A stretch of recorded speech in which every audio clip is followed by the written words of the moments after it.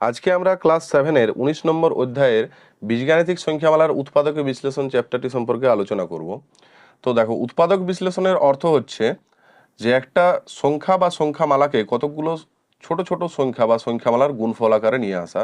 যেমন ধরো, ছোট একটা উদাহরণ দিয়ে আগে বুঝিয়ে দিই। ধরো 24, একে ভেঙে কি কি পাওয়া যাবে? 2 একে 2, 2 দুগুণে 4, 2 ছয়ে 12, 2 তিনে 6। দেখো এই সংখ্যাগুলো পাওয়া গেল। তাহলে এখানে আমরা লিখতে পারি 24 সমান 2 ইন্টু 2 ইন্টু 2 ইন্টু 3। দেখো, এই যে 24কে কতগুলো ছোট ছোট সংখ্যার গুণফল আকারে আমরা নিয়ে এলাম, এটাকে বলা হবে 24-এর উৎপাদক বিশ্লেষণ। তো বীজগাণিতিক সংখ্যামালার উৎপাদক বিশ্লেষণ জিনিসটাও একই রকমের। তো চলো দেখো সেটা কিভাবে হচ্ছে বুঝিয়ে দিই। দেখো, বীজগাণিতিক সংখ্যামালার উৎপাদক বিশ্লেষণের জন্য বেশ কয়েকটা সূত্র আমাদের কাজে লাগে। মোটামুটি 3টে সূত্র আমাদের মনে রাখতে হবে, যেগুলো খুবই বেশি কাজে লাগে। তার মধ্যে হচ্ছে প্রথম সূত্র A square minus B square. এই সূত্র খাটালে হয় A plus B into A minus B. দ্বিতীয়ত হচ্ছে এ প্লাস বি তার হোল স্কোয়ার, অর্থাৎ এটা উল্টো দিক থেকে লিখি। যদি A square plus 2ab plus B square এই ফর্মে নিয়ে আসতে পারি, তাহলে এটাকে আমরা এ প্লাস বি তার হোল স্কোয়ার লিখতে পারবো, এবং সেখান থেকে এটাকে A plus B into A plus B লিখে আমরা দুটো সংখ্যামালার গুণফল আকারে নিয়ে আসতে পারি। আবার যদি একইভাবে A square minus 2ab plus B square এই আকারে থাকে, তাহলে সেটাকে আমরা এ মাইনাস বি তার হোল স্কোয়ারের আকারে এনে সেটাকে A minus B into A minus B আকারে লিখে দুটো সংখ্যামালার গুণফল আকারে নিয়ে আসতে পারি। তো দেখো, যদি আমরা কোনোভাবে A square minus B square বা A square plus 2ab plus B square বা A square minus 2ab plus B square এই ফর্মে নিয়ে আসতে পারি, তাহলে দেখা যাচ্ছে যে সেখান থেকে আমরা সেটা সূত্রটা খাটিয়ে দিলে কি পাচ্ছি, যে একাধিক সংখ্যামালার গুণফল আকারে তাদেরকে নিয়ে আসা যাচ্ছে। তো কোষা দেখি 19.2-এর যে অঙ্কগুলো রয়েছে ক্লাস 7-এর, সেগুলো আমরা কয়েকটা করে দেখি কিভাবে হচ্ছে, তাহলে তোমরা আশা করি বুঝতে পারবে। দেখো, প্রথমের যে অঙ্কটা রয়েছে x square plus 14x plus 49, এটা দেখো একটা ত্রিপদী সংখ্যামালা, একটা দুটো তিনটে পদ রয়েছে। তাহলে ভালোভাবেই বুঝতে পারা যাচ্ছে যে এটা তো এই সূত্রে কিছুতেই আসতে পারে না, কেননা এটা দ্বিপদী সংখ্যামালা। তাহলে এটা এলে হয় এটাতে আসবে, নাহলে এই সংখ্যামালার আকারে আনতে হবে। তো দেখো, এখানে যেহেতু সবগুলো প্লাস আকারে আছে, তার মানে আমরা A square plus 2ab plus B স্কোয়ারের আকারে নিয়ে আসবো।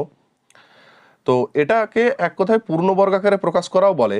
তো পূর্ণবর্গাকারে কিভাবে প্রকাশ করতে হয় সেটা সম্পর্কে আমি ভিডিও আগে বানিয়ে রেখেছি, সেটার লিঙ্ক আমি ডিসক্রিপশনে দিয়ে নেব, তোমরা চাইলে দেখে নিতে পারো।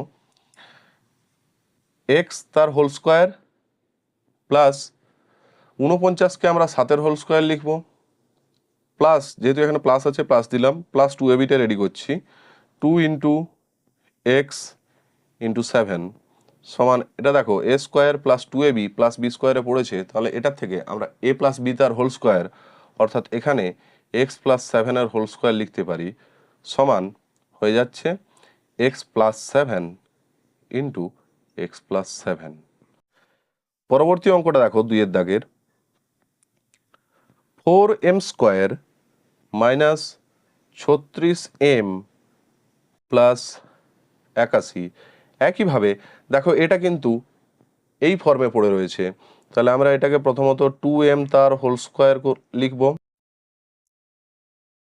প্লাস 81কে 9-এর হোল স্কোয়ার লেখা যাবে, মাইনাস 2ab অর্থাৎ 2 ইন্টু 2m ইন্টু 9 সমান, দেখো A square minus 2ab plus B square, অর্থাৎ এখান থেকে আমরা এ মাইনাস বি এর হোল স্কোয়ার, অর্থাৎ এখানে 2m মাইনাস 9-এর হোল স্কোয়ার লিখতে পারি, সমান 2m মাইনাস 9 তার whole square, sorry 2m minus 9 into 2m minus 9।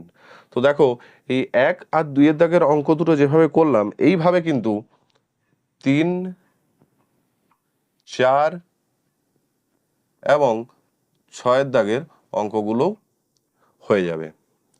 এবার দেখো, 1-এর 5-এর দাগের অঙ্কটা নিয়েছি, এক্স স্কোয়ার ওয়াই তার whole square minus 4x square y square. এটা দেখো একটা দ্বিপদী সংখ্যামালা রয়েছে, তাহলে ভালোভাবে বোঝা যাচ্ছে যে এটা এ স্কোয়ার মাইনাস বি স্কোয়ার এই ফর্মে আসবে।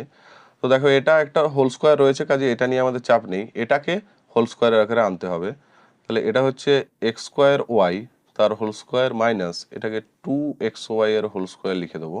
এবার দেখো a স্কোয়ার মাইনাস বি স্কোয়ারে পড়েছে, তাহলে এটা a প্লাস বি এই সূত্র অনুযায়ী ইন্টু a মাইনাস বি সূত্রে ফেললাম। এর কিন্তু এখনো কিছুটা অংশ বাকি রয়েছে। দেখো এই দুজনের কাছ থেকে আমরা xy কমন নিতে পারবো, আবার এর কাছ থেকেও xy কমন নিতে পারবো।